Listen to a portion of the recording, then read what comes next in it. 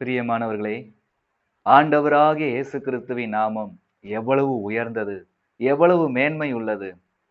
இயேசுவின் நாமமே அல்லாமல் வானோர் பூதலத்துள்ளோர் யாவருக்கும் ஒரு விடுதலை கிடையாது, மீட்பு கிடையாது, நிம்மதியும் கிடையாதுங்க. இயேசுவின் நாமத்துல அவ்வளவு விதமான ஒரு பாவம் நீக்கப்பட்ட சந்தோஷம், ஒரு பரம ராஜ்யத்தின் நிச்சயம் இந்த இயேசுவின் நாமத்திலே இருக்கிறது. ஆகவேதான் இயேசு கிறிஸ்து இந்த உலகத்தில் தோன்றின அந்த நாளில் பரத்திலிருந்து கூட கேட்கிற சத்தம் என்னது? தேவ தூதர்களும் இவரை தொழுது கொள்ளுங்கள் அப்படின்னாங்க. வசனத்திலே எபிரேயர் 1:6 மேலும் தமது முதற் பேரானவரை உலகத்தில் பிரவேசிக்க செய்த போது தேவதூதர் யாவரும் அவரை தொழுது கொள்ள கடவர்கள் என்றார். தேவதூதர்களும் இயேசு கிறிஸ்துவை தொழுது கொள்ள வேண்டும். ஒரு சில நேரங்கள்ல இயேசு கிறிஸ்துவும் ஒரு தூதர் அப்படிலாம் சில இடங்கள்ல சொல்லப்படுகிறதா இருக்கும். இயேசு கிறிஸ்து தூதரா இருந்தா ஏன் தேவ தூதர்களும் இவர்களை தொழுது கொள்ள வேண்டும் என்று சொல்லப்படும்? அப்போ தேவ தூதர்களும் தொழுது கொள்ளுங்கள் அப்படின்னு இங்க சொல்லப்பட்டிருக்குன்னா இயேசு கிறிஸ்து தூதர் அல்ல. அவர் உலகத்தின் பாவங்களை சுமந்து தீர்க்கிற தேவாட்டுக்குட்டியாய் மாம்ச சாயலாய் வந்தார். தேவதூதர்கள் யாருக்கும் மாம்ச சாயல், அதாவது மாம்ச சாயல் இருக்கும், ஆனா மாம்ச சரீரம் கிடையாது.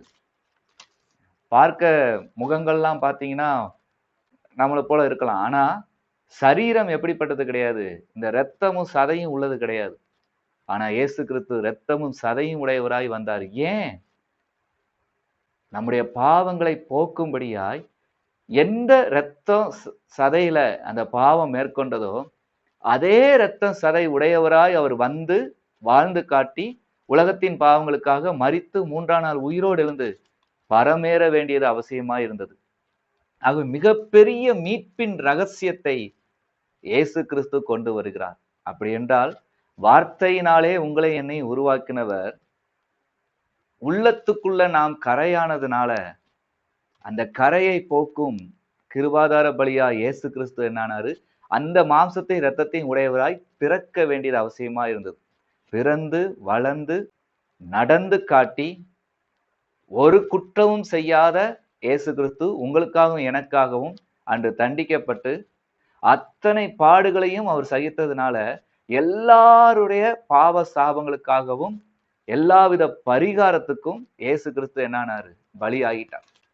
ஆகவேதான் அவர் மாம்சத்தில் வந்தவர். தேவ தூதர்களும் தொழுது கொண்டார்கள். எல்லாவற்றுக்கும் மேலான நாமத்தை இயேசு கிறிஸ்துவுக்கு கொடுக்கப்பட்டிருக்கு.